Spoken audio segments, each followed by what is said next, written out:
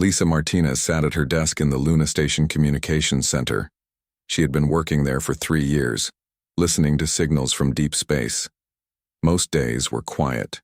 She heard only the normal sounds of stars and empty space. But today was different. At 14:30 Earth time, her computer started beeping. Lisa looked at the screen and saw something strange. There was a signal hidden in the background noise of space. It was weak, but it was clearly made by someone, not by nature. Lisa called her supervisor over.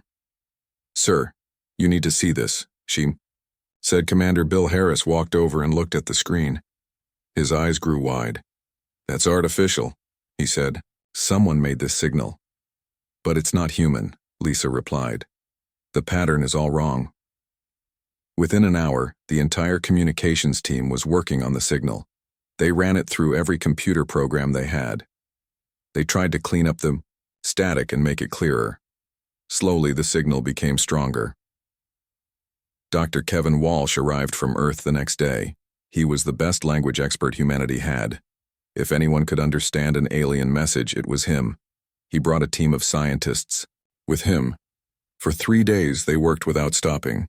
They ate meals at their computers. They slept in chairs. The signal was unlike anything they had ever seen before. On the 3rd day, Dr. Walsh made a breakthrough. "I think I understand part of it," he said to the team. "This word here keeps repeating. I think it means help or danger." The team worked faster. They found patterns in the alien language. Some sounds seemed to mean numbers, others looked like star positions. Slowly, they began to translate the message. What they found changed everything. The message was a cry for help from a species called the Zalari. They lived on a planet called SciFiPrime, far away in space. They were peaceful people who loved science and learning. They had never built big weapons or fought wars, but now they were in terrible danger. Another alien race called the Kreks had come to their world. The Kreks were warriors who conquered other planets. They had huge fleets of warships and powerful weapons. They wanted to take SciFiPrime for themselves. The Zalari message said the Kreks had already destroyed many of their cities. Millions of Zalari were dead. The ones still alive were hiding underground or in the forests. They had maybe 30 days before the Kreks would kill them all. The message contained star maps showing where SciFiPrime was located. It was 47 light-years away from Earth. The Zalari had somehow detected Earth's radio signals and learned that humans existed. Dr. Walsh found the most important part of the message. The Zalari had chosen to contact Earth because they thought humans might be warriors. They had listened to human television and radio broadcasts. They heard about human wars and fighting. "We have studied your species," the message said. "You come from what we would call a death world. Your planet has made you strong and fierce. We are not fighters. We are thinkers and builders. But you are warriors. Please help us. You may be our only hope." Admiral Susan Blake read the translated message in her office on Earth. She was the head of the human space navy. She had fought in the Mars Colonies War and the asteroid belt conflicts. She was tough and smart. She called an emergency meeting of the Earth Defense Council. The most important military and political leaders came to the meeting. They all read the alien message. "This could be a trap," said General Mike Thompson. "We don't know anything about these aliens. They could be lying to us. Or the Kreks could be the good guys," added Senator Jane Miller. "Maybe the Zalari are the real villains in this story." Commander Jake Morrison stood up. He was young, but had already proven himself in several space battles. "Does it matter?" he asked. "The message talks about billions of innocent people about to die. If there's even a chance it's true, we have to help." "But we'd be risking everything, Senator," Miller replied. "If we go to this planet, the Kreks will learn where Earth is. They might come here next." Admiral Blake listened to all the arguments. She thought about the risks. Humanity had just started exploring space beyond their own solar system. They had colonies on Mars and the asteroid belt, but they were still small and weak compared to what these aliens described. The Kreks sounded like they had technology and weapons far beyond anything humans had built. Fighting them could mean the end of humanity, but Admiral Blake also thought about what the message meant. Somewhere in space, peaceful people were about to be wiped out. They had called Earth for help because they thought humans were strong enough to stand up to bullies. "The Zalari called us Deathworlders," Admiral Blake said finally. "They think our planet made us into warriors. They think we're the kind of people who fight when others can't fight for themselves." She stood up and looked around the room. "Are they right? Are we the kind of people who help when others need help, or are we the kind who stay safe while innocents die?" Commander Morrison nodded. "I know what kind of people we are, Admiral." Admiral Blake made her decision. "If they called the Deathworlders for help, then the Deathworlders will answer. We're going to SciFiPrime." The room was quiet for a moment. Then Commander Morrison smiled. "When do we leave?" "As soon as we can get a fleet ready," Admiral Blake replied. "We've got 30 days to travel 47 light years and fight an alien empire. But first we need to figure out how to win a war against enemies we've never seen before." The meeting ended with orders being sent across the solar system. Earth's military began preparing for humanity's first interstellar war. They were going to fight aliens they had never met to save other aliens they had never seen. Some people thought they were crazy. But Admiral Blake knew they were doing the right thing. When someone calls for help, you answer. That's what humans do. 2 weeks later, Task Force Salvation dropped out of hyperspace at the edge of the Zalara system. Commander Morrison stood on the bridge of the HSS Defiance, watching the sensor displays light up with contacts. "Admiral, we have multiple ships on sensors," reported Lieutenant Sarah Kim from the sensor station, "counting over 300 contacts in orbit around the fourth planet." Morrison felt his stomach tighten. 300 Krek ships. The human fleet had only 200 vessels, and many of those were support ships, not warships. "They're big," Captain Rodriguez said, studying the sensor data. "The largest ones are twice the size of our battleships." Admiral Blake joined them on the bridge. She looked at the displays showing the Krek's blockade around SciFiPrime.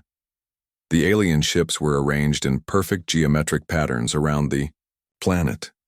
No ship could escape without being detected and destroyed. "Any sign of Zalari ships?" she asked. "None, Admiral," Lieutenant Kim replied.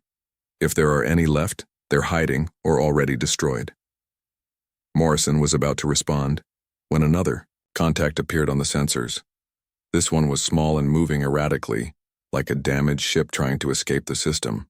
"Captain Park, take the Ranger and investigate that contact," Morrison ordered. "Be careful, we don't know if it's friend or enemy."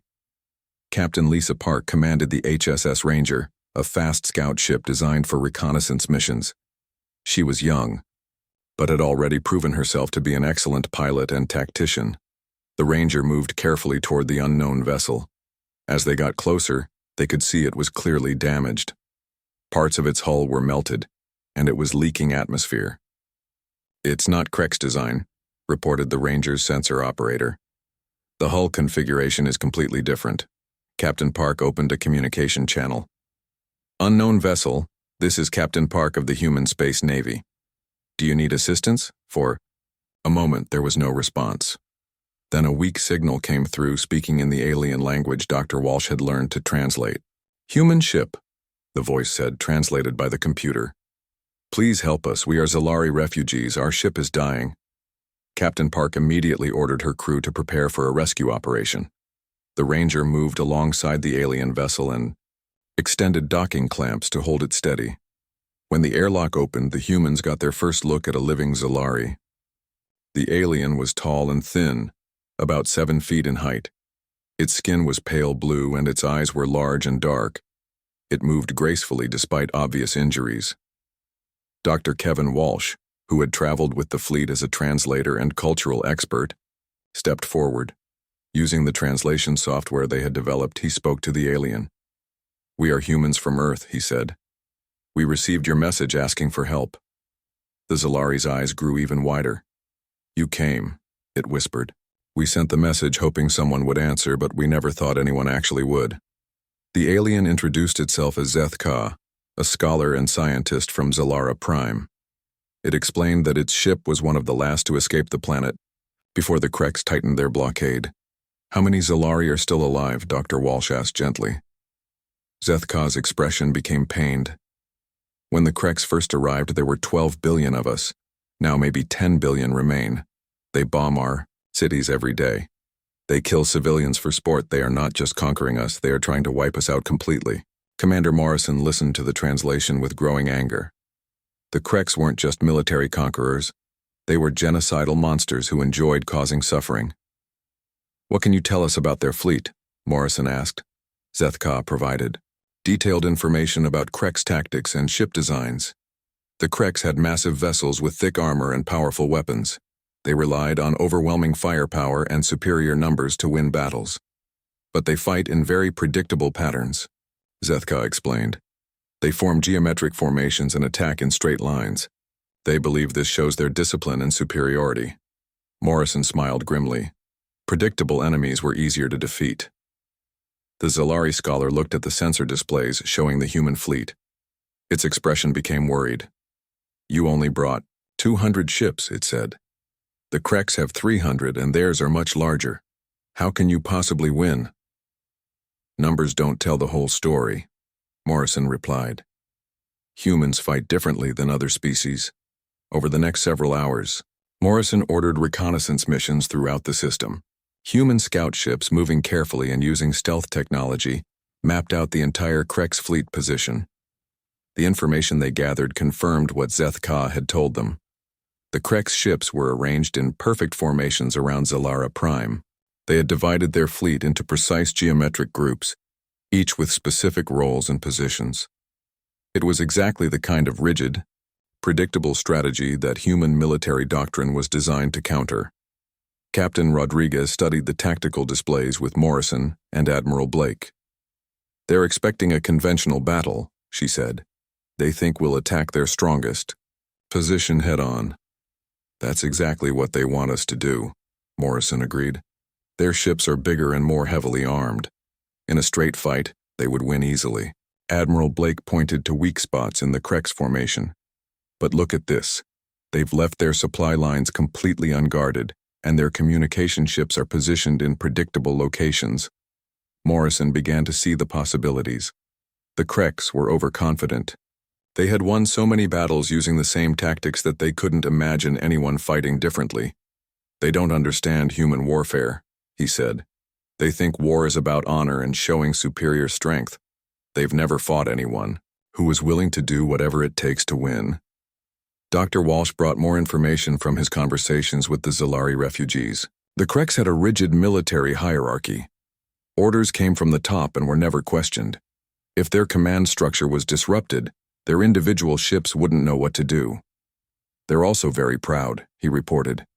They consider themselves the master race of the galaxy. They've never lost a major battle, so they don't really know how to handle setbacks.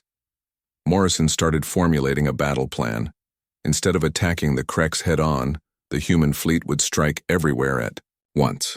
While part of the fleet distracted the main Kreks formation, other human ships would attack supply lines, communication networks, and isolated patrol groups.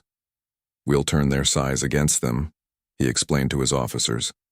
A big fleet is harder to coordinate than a small one. If we can create enough chaos, their superior numbers won't matter. Captain Lisa Park volunteered for the most dangerous part of the mission. Her scout ships would infiltrate the Kreks formation and target their command vessels from within. It was almost suicidal, but it might give the fleet the advantage they needed. The Kreks expect us to fight like gentlemen, Morrison told his captains. They expect formal battles with clear rules. But humans don't fight like gentlemen. We fight like survivors. Admiral Blake gave final approval for the battle plan. It was risky and complicated, requiring perfect timing and coordination. If anything went wrong, the human fleet could be destroyed completely. But it was also the kind of plan that only humans would attempt. Other species fought with honor and tradition. Humans fought to win. As the fleet prepared for battle, Zethka approached. Commander Morrison, one more time. Why are you doing this? The Zalari asked. Your species could have stayed safe on your home planet. Why risk everything for people you have never met? Morrison thought about the question for a moment. Because it's the right thing to do, he said finally.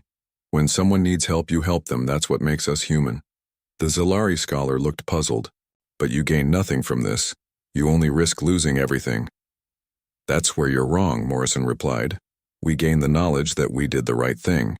For humans, that's worth any risk.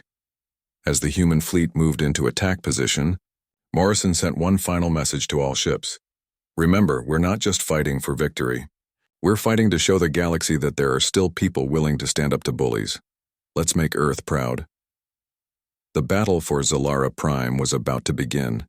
200 human ships against 300 Krex vessels.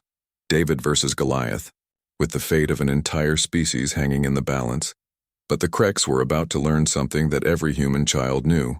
Sometimes the smaller fighter wins because they want it more. The order went out across the solar system at midnight Earth time. Every human military base received the same message. Operation Salvation is now active. All fleet units report for immediate deployment. Within 6 hours, the biggest military mobilization in human history had begun. Commander Jake Morrison stood on the bridge of the HSS Defiance, watching ships arrive from every corner of human space. The Defiance was the newest and most powerful ship in the human space navy. It would be his flagship for the mission to SciFiPrime.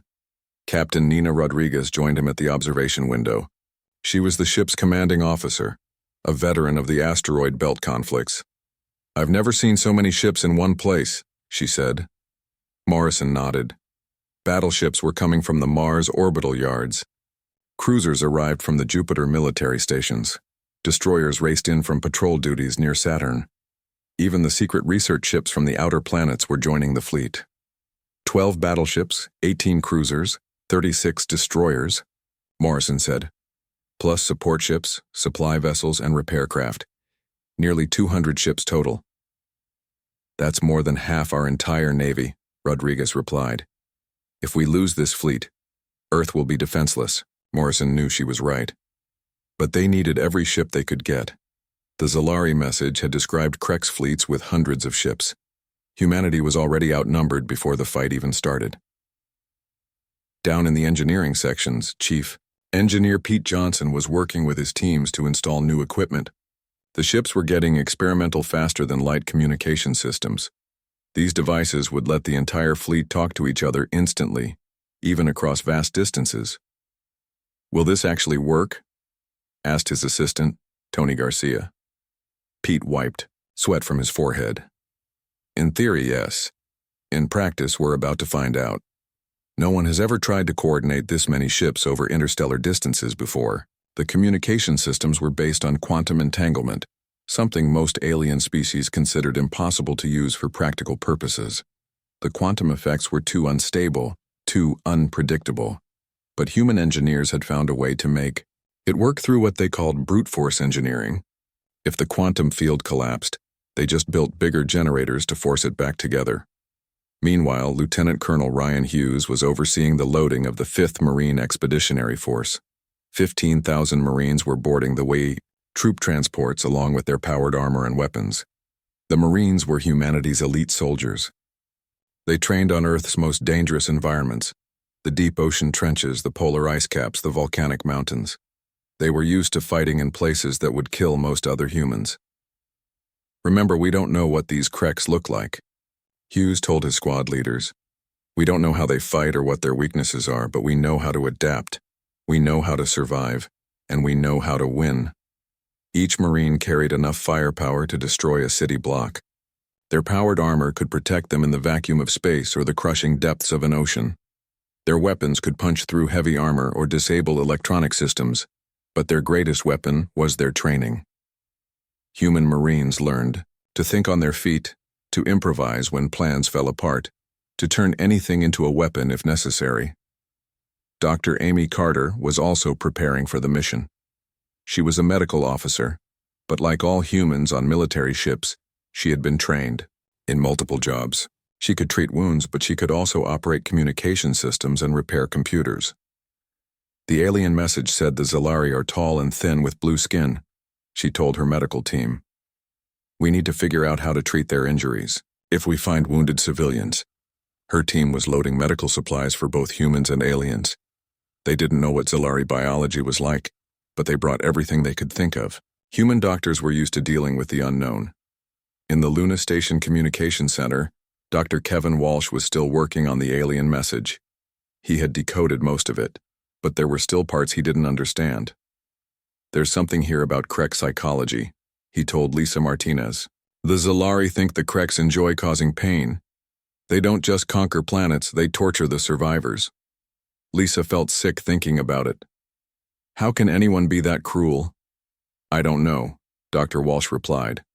"But it means we're not just fighting a war. We're trying to stop a genocide." Back on the Defiance, Admiral Blake arrived to address the fleet commanders. Every captain and colonel in the task force gathered in the ship's main briefing room.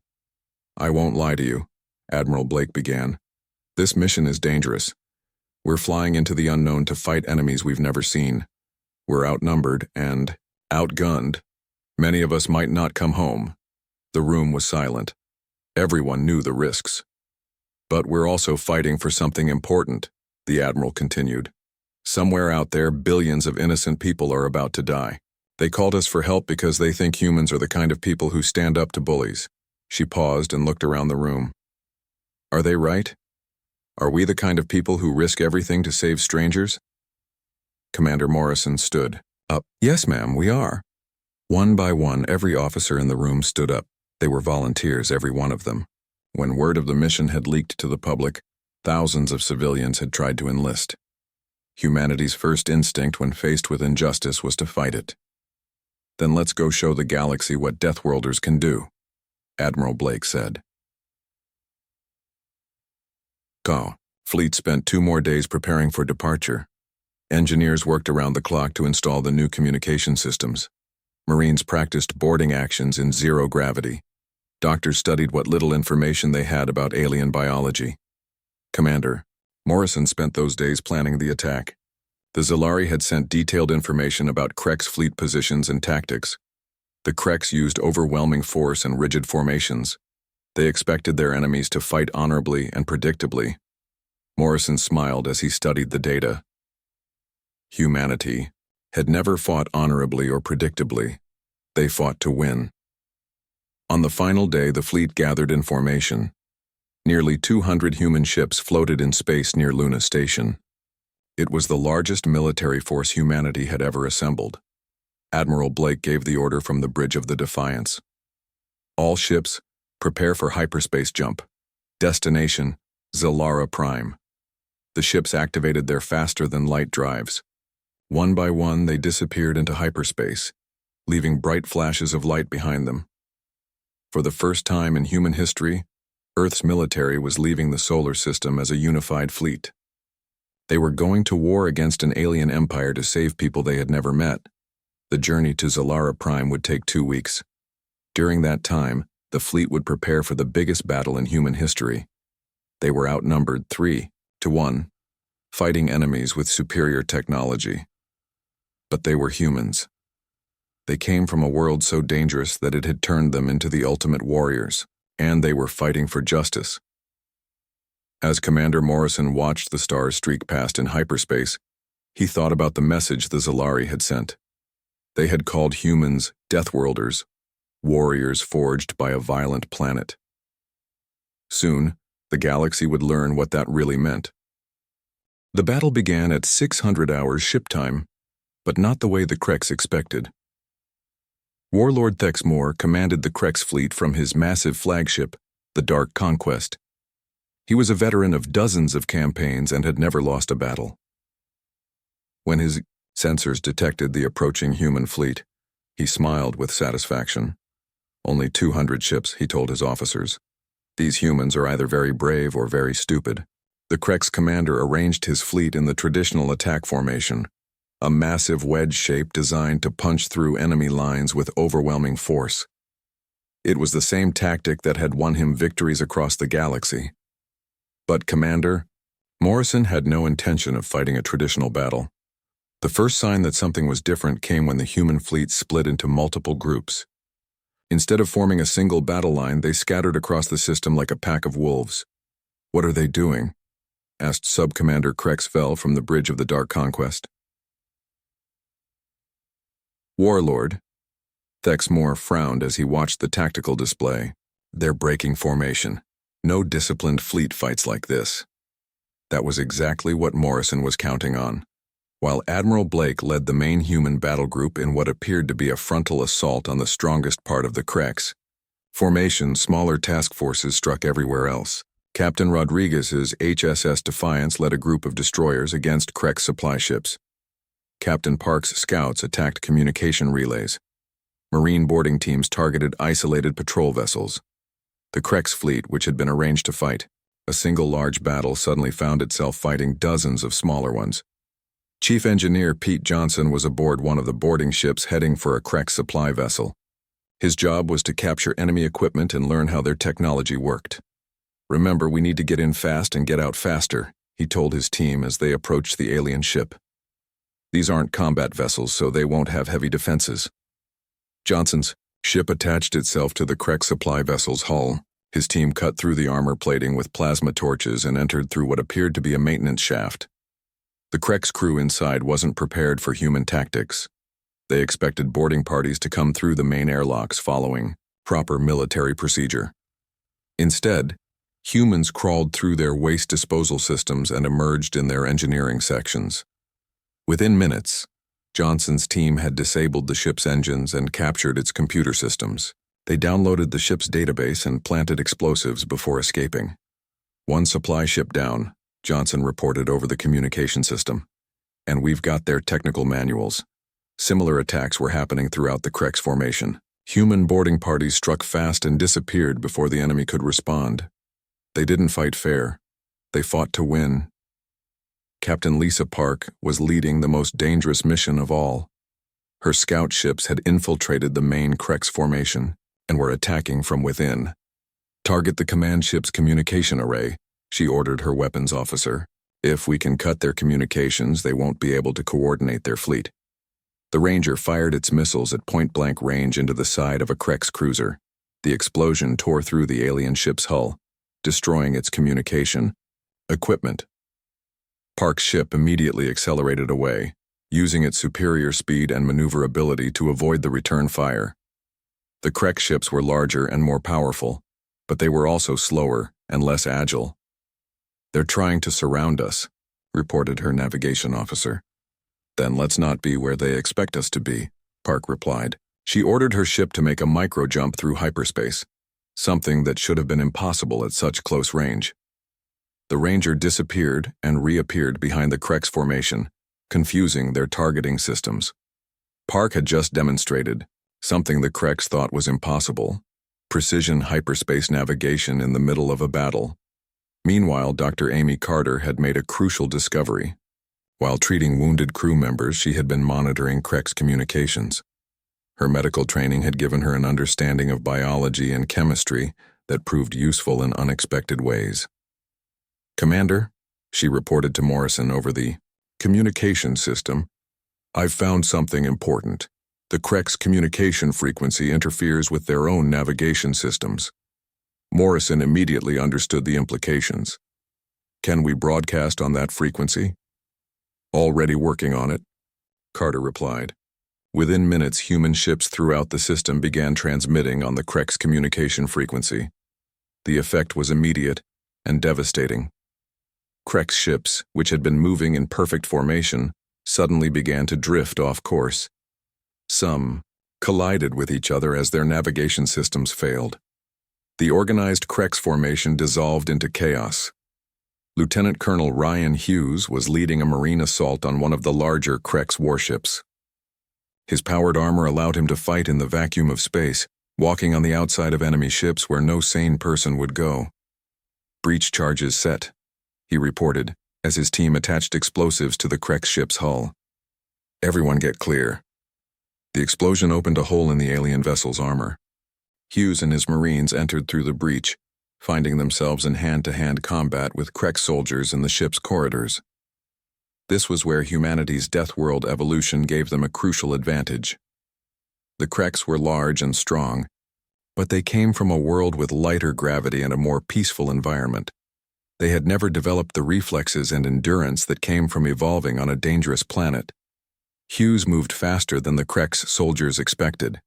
His powered armor enhanced his already superior human reflexes. Within minutes, his team had fought their way to the ship's bridge.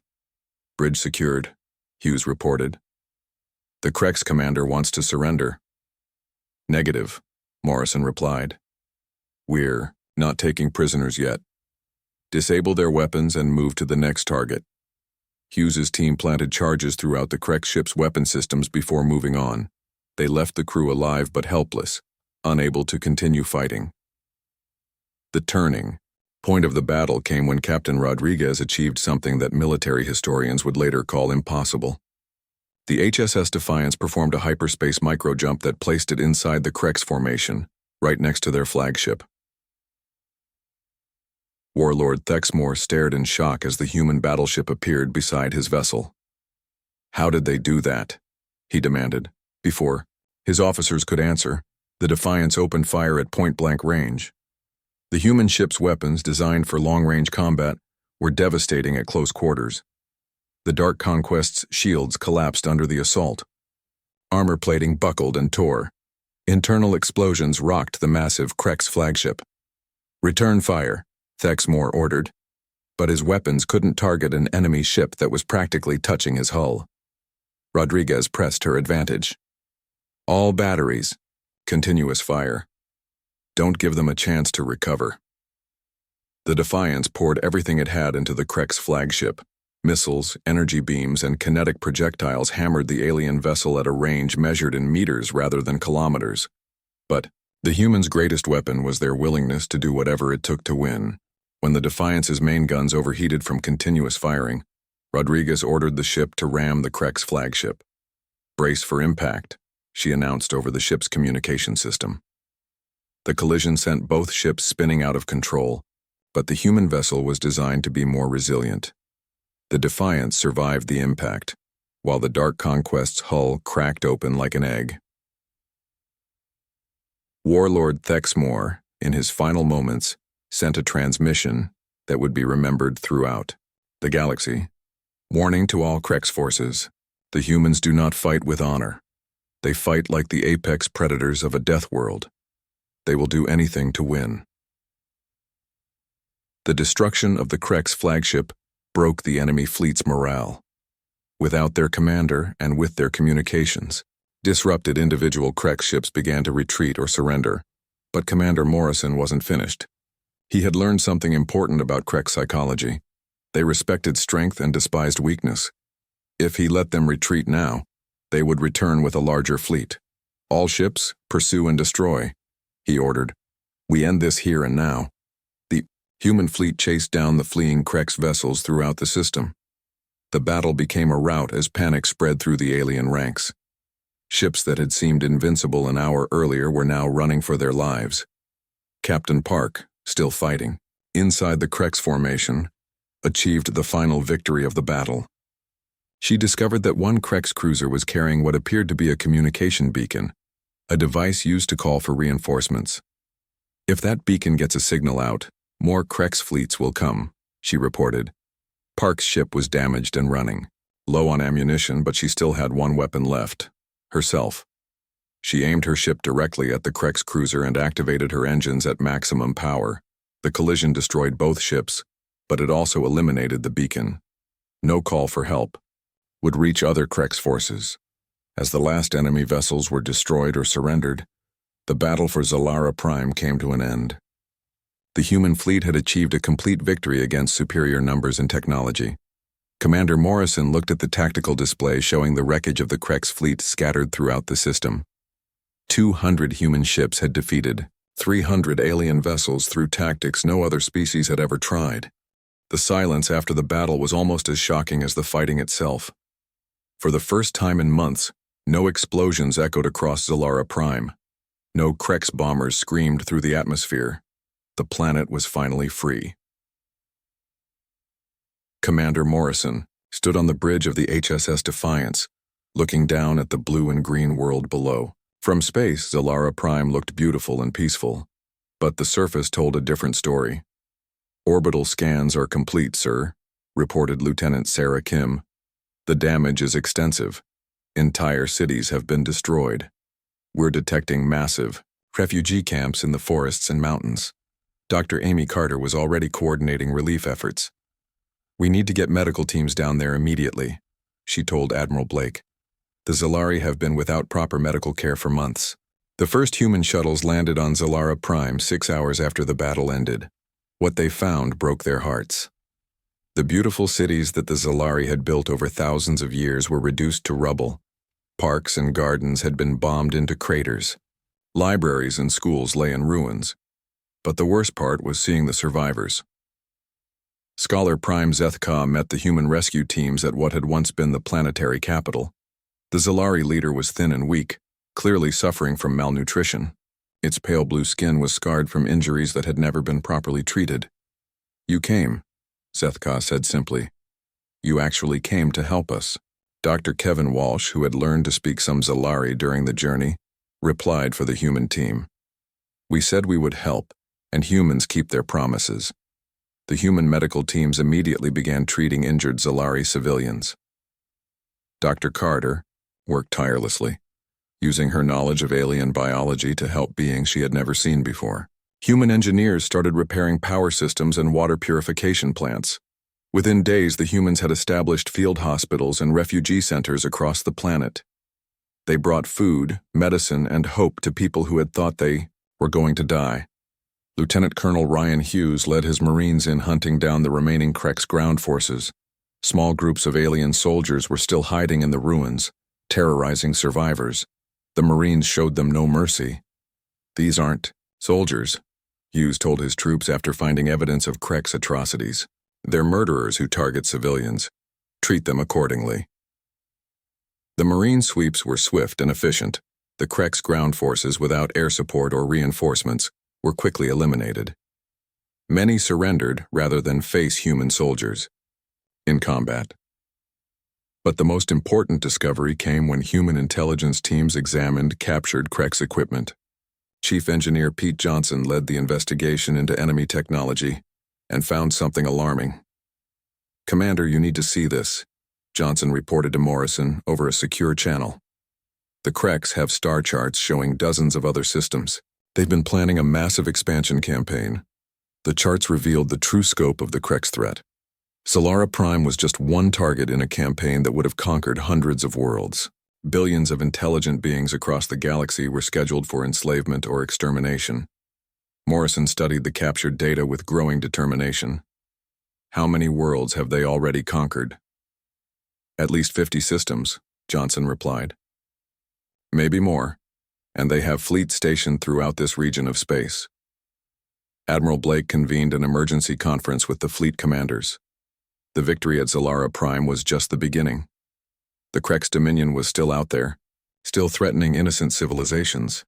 "We could return to Earth and report our success," she said.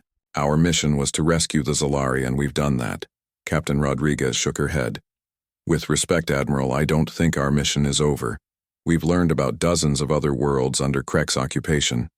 Are we going to abandon them?" Commander Morrison agreed. "The Zalari chose to contact Earth because they thought humans were warriors. If we leave now, we're proving that we only fight when it's convenient." The debate continued for hours, but the conclusion was inevitable. The human fleet would not return to Earth. Instead, they would continue fighting until the Krex threat was eliminated. Scholar Prime Zethka was amazed when Morrison explained the human decision. "You would risk your lives again for people you have never met?" the Zalari asked. "That's what humans do," Morrison replied. "When we see injustice, we fight it. When we see people in need, we help them. It's not about what we gain, it's about what's right." Word of the human victory began to spread across the galaxy through the network of alien communications. The story grew with each telling. A species from an unknown world had defeated the mighty Krex fleet, using tactics no one had ever seen before. Other civilizations started sending messages to SciFiPrime, hoping to contact these mysterious humans. Some wanted to form alliances.